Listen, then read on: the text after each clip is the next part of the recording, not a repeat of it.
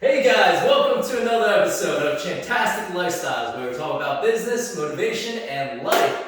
Very excited today. I hope you can hear my voice. I got the original Chiga. All right, Mr. Joe Young, one of the best men I know. Phenomenal. Actually, he was the best man in my wedding, but great man. Very also accomplished. So I'm very excited. We're also going to, as you can see, we're going to do a little bit of Scotch tasting, which is awesome. I know some people know that I'm diabetic. Actually, sometimes alcohol actually lowers your blood sugar, which is crazy. But anyways, without further ado, Mr. The Man Chiga Joe Young, who is also the marketing manager and COO of Young Dental Laboratory. He's a board member of the National Association of Dental Laboratories. He's also have owned and managed 20 units having the worth of over $2 million. He's the sole owner of American Cueist Billiards, where all my pool stuff is actually done by him, which again, thank you. And my cue is a custom cue by the legend himself. He's also the co-owner of Fat Albert's and Delran Billiards, and the committee chair of the local Cub Scout Pack. Now, I'm just tired of saying all that. I have no idea how he found the time to do absolutely everything there. Speaking of time, we're going to make it into, say, part of the Scotch tasting. We're going to do past, present, future. So without further ado, we're going to try today the Glenlivet Medora. I hope I'm pronouncing that right. It looks right? That looks right to me. Okay, so without further ado, let's give that a shot. Let's taste it. And let's talk about his past a little bit and see if he can share some wisdom with us. Yeah, thanks for having me on, Pat. Hey, anytime, brother. Cheers.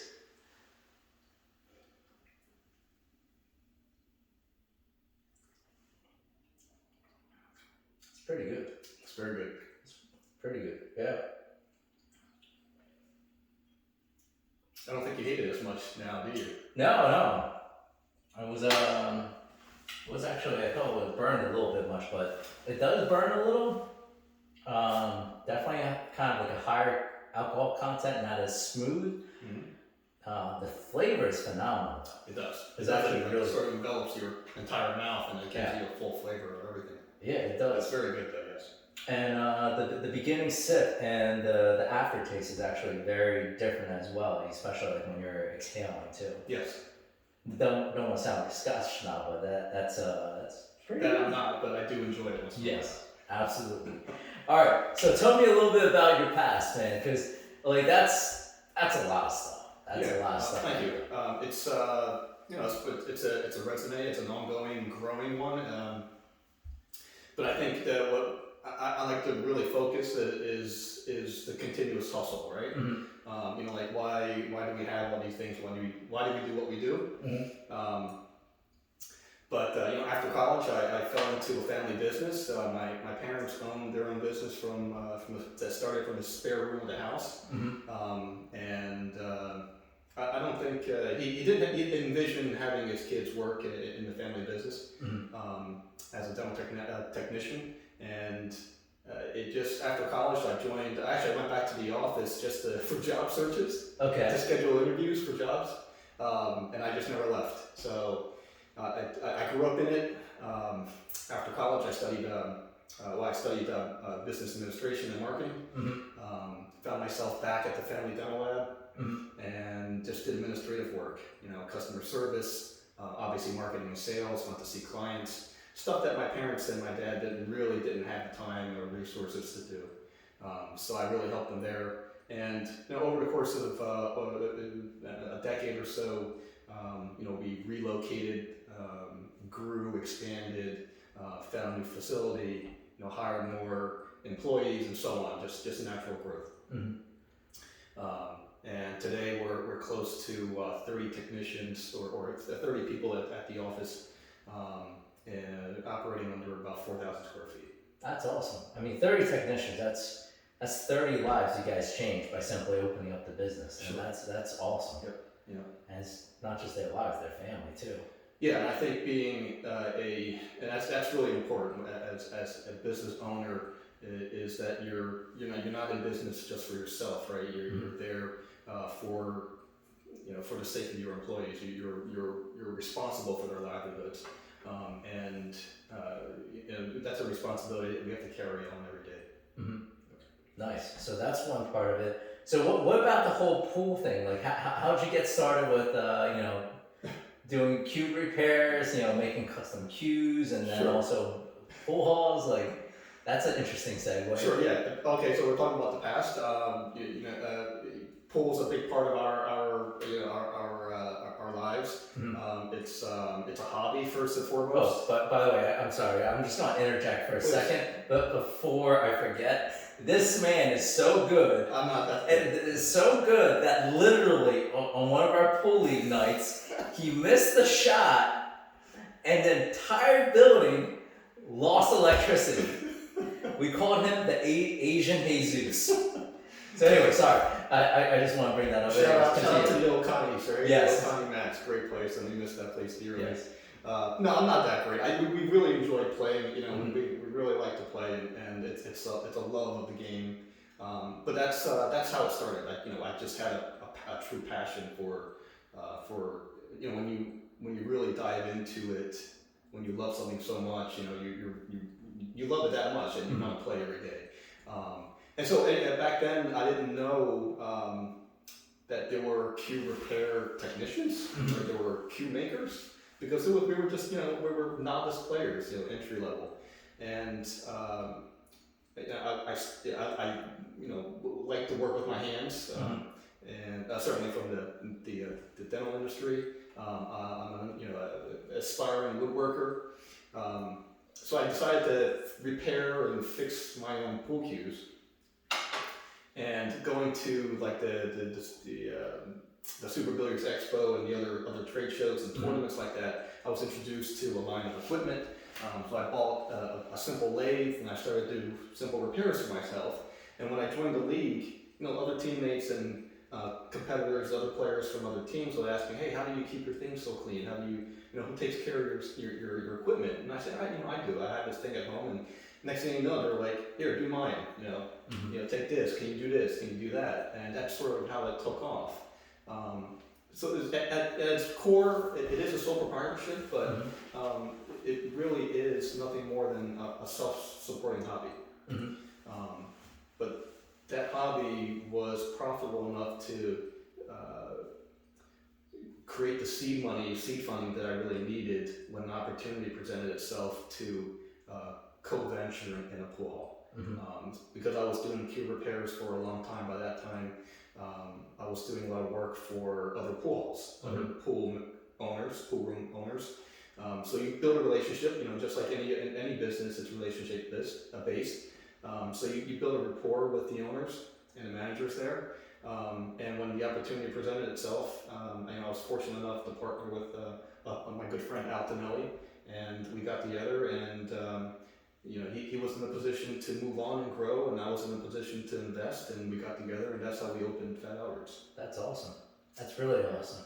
So I know some of my clients, and I know some of the viewers out there watching, sometimes people are wondering, okay, should I start my business? How should I start it? Or, they're worried about certain things, like they're just starting and they want to grow, but they don't know how to. Like, what kind of advice would you have for them?